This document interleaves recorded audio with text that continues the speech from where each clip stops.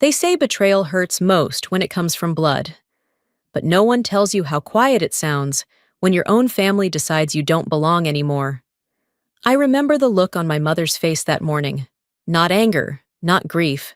Just that tired disappointment she saved only for me. And my sister's voice, calm, practiced, rehearsed like a speech she'd waited years to give. They weren't trying to argue.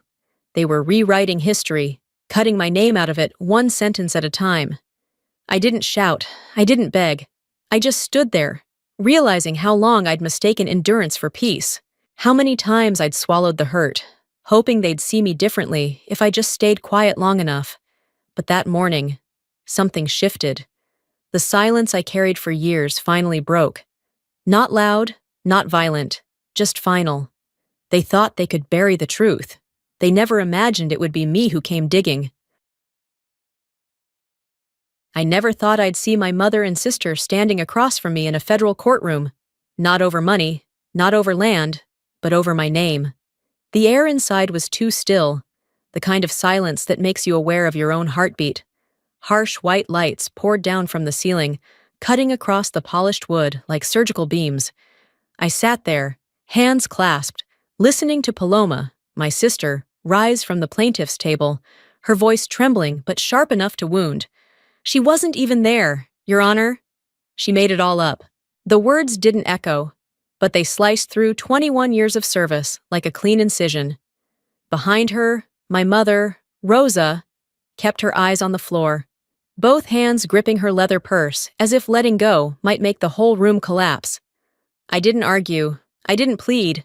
I reached into my briefcase, pulled out a tan envelope sealed with the insignia of the United States Air Force, and placed it in front of the judge. He looked at me quietly. And in that silence, I could almost hear the past return. The rush of jet engines over Kirtland's desert, my father's voice through the static of a radio, the sting of sand against cockpit glass. Paloma met my eyes. The same eyes that once saw her laughter in the wind, now looking at me like I was something she needed to erase. "You don't get to wear that name anymore," she whispered. Name. Just one word, but it held everything I'd ever fought to protect. I lifted my head. My voice stayed calm. I earned it in blood, not in court, turning back to the bench. I nodded once. "Your Honor, before you read that file, you should know, I didn't come here for property. I came for proof I existed where they say I didn't." As he broke the seal, the wind outside hissed through the hallway gap, steady and cold. And I understood then. This wasn't a trial about inheritance. It was a new kind of war. No ranks, no allies, just truth and me. That's where my story began. The moment I was accused of faking the scars I still carry. 3 months before the trial, I drove back to New Mexico after years of living quietly in a small apartment outside Colorado Springs. The message from the family lawyer was still sitting on my kitchen counter. The paper creased and already smudged with fingerprints. My father, Miguel Alvarez, was gone.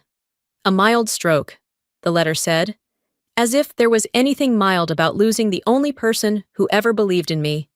He'd spent his life teaching young pilots how to fly, how to trust the sky even when it turned against them. The old family home sat right where the desert started to swallow the road.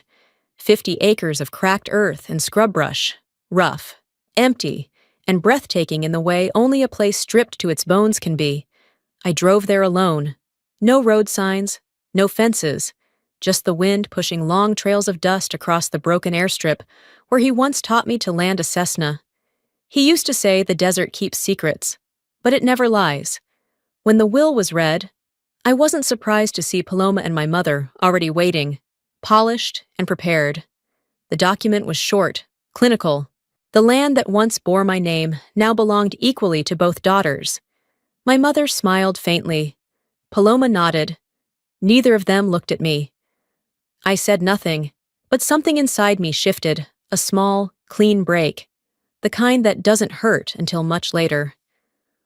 I left the office without a word, watching the sunset stain the sand a deep red over the old runway where my father once stood with his hands on my shoulders. telling me to trust the wind. The wind was all that was left. 2 weeks later, while cleaning the storage shed behind the house, I found an envelope wedged behind a framed photo of us together. The paper was yellowed, the ink nearly gone, addressed to attorney David Combs, dated a year before my father's death. Inside was a single note written in his careful, uneven script. The land belongs to Sienna, for her years of service, and for what she lost because of it. Miguel, I read it over and over, the words shaking in my hands. When I called the law office, they told me Combs had passed away suddenly. His files, they said, had been transferred to Paloma before the will was finalized. Something in that didn't fit. That night, I logged into the Department of Veterans Affairs database to check my service record. I entered my ID once, then again, then again. Each time the screen returned the same cold line of text. No active record found. 21 years. Gone. I stared at the monitor, my pulse hammering in my throat. It wasn't a glitch. It couldn't be. Someone had gone in and erased me. I opened the wooden chest I kept from my deployments.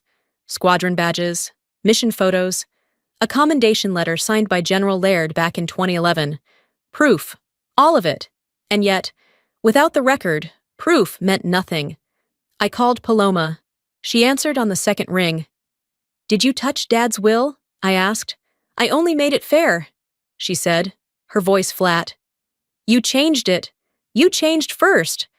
The line went dead. I stood there for a long time, the wind scraping against the tin roof, the air thick with dust and memory. And somewhere between the sound of it and the silence that followed, I understood. This wasn't a family dispute anymore. It was an operation, calculated, lawful on paper, cruel by design. When the moonlight hit the framed certificate on the wall, the one that once proved I'd served with honor, I saw my own reflection fade in the glass, blurred, ghost-like, as if I'd already been erased. It started on a Monday morning, when the desert wind had just begun to lift the first curtain of dust off the horizon. The courier didn't say a word, just left the envelope on my doorstep, heavy and official, stamped in red ink, United States District Court, Santa Fe. Inside were 8 pages of cleanly printed betrayal. Rosa Alvarez and Paloma Alvarez versus Sienna Alvarez. The claim: falsifying military records to gain control of federally protected land. I read every line. Not a typo, not a tremor of emotion, just cold, legal precision, language designed to turn blood into paperwork. I sat for a while, watching the pale yellow sky outside my window. The wind swept sand across the porch in restless waves, and somewhere between the lines of that motionless air, I realized what they truly wanted. It wasn't the land. It was the history written in my name. I called Nathan Coyle, my former commanding officer at Bagram, now working at the Department of Homeland Security. I explained everything. He was silent for a long moment before saying, "That's not an error. Sienna, someone got into your file." "External breach?" I asked. "No, internal. Someone with clearance." When the call ended, I looked at my old insignia lying on the table, its bronze surface dulled by years, but edges still sharp, still steady. They wanted me erased. They'd forgotten I was trained to fight with what remained. I powered up my laptop, downloaded every scrap of my past I had stored. Commendation letters, mission rosters, photos from deployments, injury reports from Balad. I labeled, tagged, cross-checked. Then I filed a formal FOIA request to have my full service record reissued. Not to prove I was right, just to prove I still existed. That night, I called Paloma. She answered on the second ring. "You're suing me? It's not personal. It's legal." "Then I'll answer you legally too. We're not afraid of you anymore." My throat burned, but I still found a thin smile. "You should be afraid of what I'm about to prove." When the call ended, I opened the storage cabinet and pulled out my father's old map of Kandahar flight routes. The red lines, faded and cracked, still marked the paths of a different kind of battle. I pinned it to the wall. No weapons this time, just truth for ammunition. A week later, While sorting through old photos, an email from the Department of Defense appeared. Your file is under restricted review. Temporary access denied. One word hit like shrapnel. Restricted. Someone high enough had locked it down. I called Nathan again. Within minutes, he sent me a secure link, an encrypted data trail. When I opened it, a login ID blinked at me. Solaire Defense Technologies. My stomach tightened. Solaire, the defense drone company negotiating for my father's land. The access date? 2 months before he died. I printed the log, every entry marked and highlighted, and sent it to Janine Clark, an old contact from my years in uniform, now a defense attorney with a reputation for precision. Less than an hour later, she called back. You've got a case bigger than a family feud. How big? Big enough for federal eyes. Janine agreed to represent me, but told me to stay quiet. I tried. For 3 days. Then, instinct took over. I drove to Albuquerque and parked outside Solaire's glass fortress of an office. The sun bounced off the panels so fiercely, it was hard to look straight at it.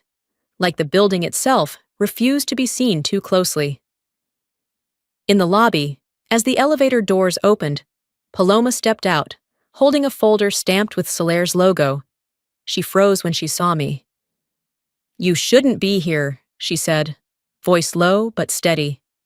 Neither should you, I replied. If that company's written into Dad's will. She pressed her lips together, eyes flickering toward the security desk. Don't make this harder. You had your time. I said nothing, but I saw it then, the flicker of fear beneath her composure. When I walked out, the wind had picked up. Sand whipped through the parking lot, slicing the sunlight into thin gold shards. My father's voice echoed in memory. When the wind turns, that's when you see who's still standing. That night, I laid everything out across my dining table. Access logs, the old will, my father's letter, the photo of Paloma at Solaire. I placed my Air Force insignia right in the middle, its weight grounding everything that had been taken from me. Then I opened my notebook and wrote the first line of what came next. Operation Sandstorm. I wasn't the defendant anymore. I was the one preparing to strike back. The text came at 1:14 a.m. No name, no greeting, just 5 words. Meet me by the hangar. I knew that place. The old aircraft shed my father once used, left to rust 3 miles from the house. No one else could have known it. Outside, wind howled against the windows, dust scraping the glass like fingernails of the past. I threw on a jacket, grabbed my flashlight, and drove out beneath a moon that looked almost watchful. The hangar sat in the middle of the Rio Bravo flats, metal roof bent like the ribs of a wreck. A man stood by the door, Emilio Vega, my father's old engineer. He looked thinner, older, but his eyes were sharp as ever. He handed me a silver hard drive. It was in your father's safe. I kept it until I was sure he'd been betrayed. The metal burned cold against my skin. What's inside? I asked. Emails, contracts, everything you need. They worked with Solaire, your mother, your sister, both. They erased your records so you'd lose your veteran rights. The land sales already arranged. The wind moaned through the steel beams like an alarm. Vega's face hardened. Your father knew, but he was sick. He thought they'd stop when he died. He was wrong. I held the drive tighter. Why help me? Because I've seen too many soldiers erased for staying quiet. I drove home and plugged it in. Dozens of folders blinked onto the screen. Contracts, legal drafts, email archives. I opened one. A message between Paloma and Solaire's counsel. Erase her records before probate. She can't fight what doesn't exist. The words didn't scare me. They clarified everything. I wrote in my notebook, Phase 2, Reclaim the Truth. 2 days later, buried inside a folder marked 2011. Kandahar. I found a photo, my unit in front of a burning fuel depot, and behind the smoke, my father, camera in hand, proof he'd been there, proof I had too. I sent it all to Janine Clark, my lawyer. Her call came fast. This isn't civil anymore. Sienna, it's federal, tampering with defense data. Then we take it federal, I said. That night, I put on my old uniform. It still smelled like oil and desert wind. I didn't wear it for pride. I wore it to remember that honor can't be deleted. 3 days later, Janine handed me the verified files. I took them, drove to the old runway, and stood where my father once taught me to land. You always fly straight, mija? Then I'll land the same way. And as the wind rose, I knew. The mission had begun. Santa Fe, early June. The air was sharp and dry, the kind that cracked your lips before you spoke. Sunlight bounced off the courthouse windows. Too bright, too clean for what was about to happen. I stepped out in a gray suit, holding one tan folder. No uniform this time. Truth didn't need medals. Reporters waited on the steps, cameras snapping, family versus veteran. The headline said. They had no idea what that really meant. Inside, my mother sat upright at the plaintiff's table, rosary looped through her fingers, Paloma beside her, calm, collected, smug. I looked at them both and felt nothing but distance. Once. We fought on the same side. Not today. Janine leaned in. Hold the line, she whispered. The opposing lawyer began with smooth words about integrity, about inconsistencies in my service record and my father's will.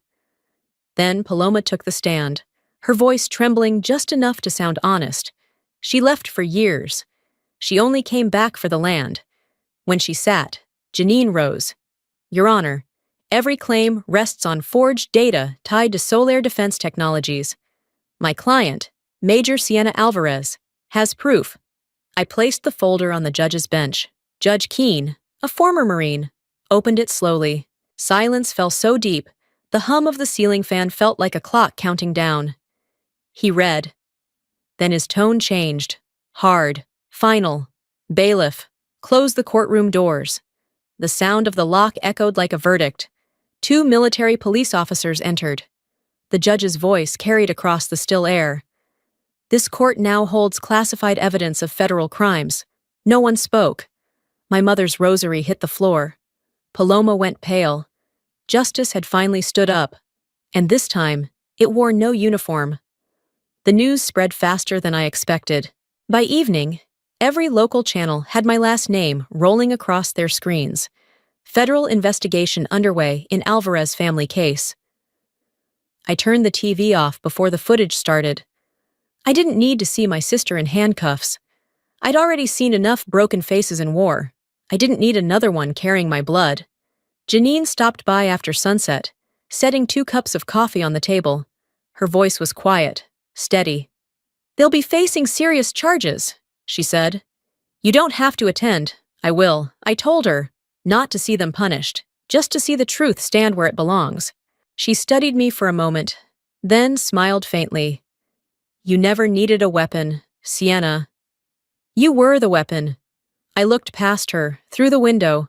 The sky was burning orange, the kind of color that doesn't demand attention, but still owns the horizon. It reminded me that some victories don't come with noise.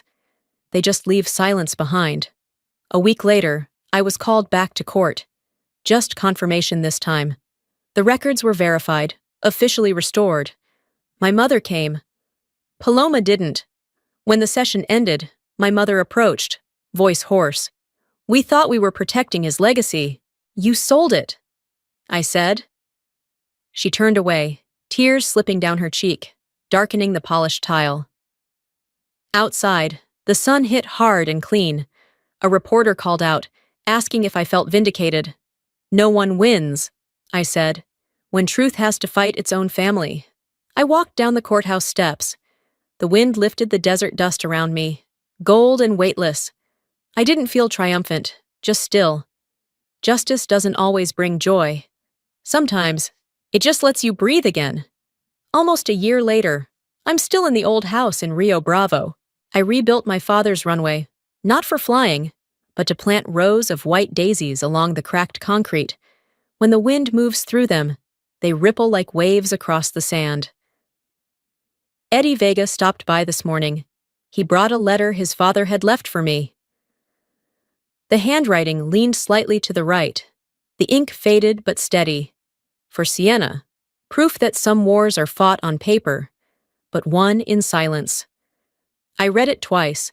then lifted my eyes to the horizon. The sun was setting low, spreading gold over the desert, the kind of light that doesn't ask permission to be real. I carved a small wooden sign and set it at the edge of the runway. Honor isn't granted. It's survived. Then I sat back with a cup of coffee, listening to the wind hum through the flowers. No gavels, no engines, just desert air and the slow rhythm of my heartbeat. My father once told me, "You don't fly to escape the ground. You fly to see it from peace." He was right. I've finally landed.